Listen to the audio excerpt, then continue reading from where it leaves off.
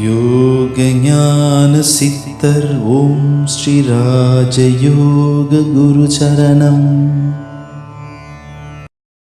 இப்போ எல்லாம் சொல்கிறாங்க, குரு இறைவன் நமக்குள்ளே இருக்காரு, நமக்குள்ளே இருக்கிறாரு அப்படின்னு தான் நிறைய சொல்கிறாங்க.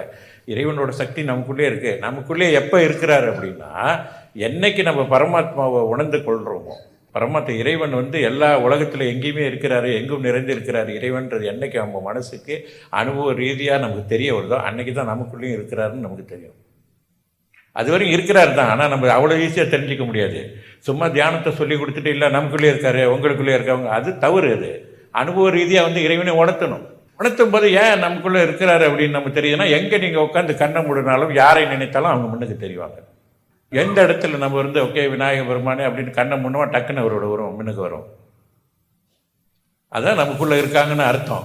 அதுக்காக சரி வராருன்னு சொல்லிட்டு நான் கோயிலுக்கு போக மாட்டேன்னு சொன்னால் அது ரொம்ப தப்பு.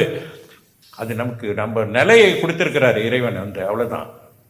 அதுக்காக நான் வழிபாடு செய்ய மாட்டேன், எனக்கு தான் நான் உட்காந்த இடத்துல எனக்கு எல்லாமே கிடைக்குதுன்னா அதுக்கு நம்ம தான் தெளிக்கணும். குரு அந்த மாதிரி தான் குரு கடைப்பிடிக்கிறேன் இன்ன வரையும்.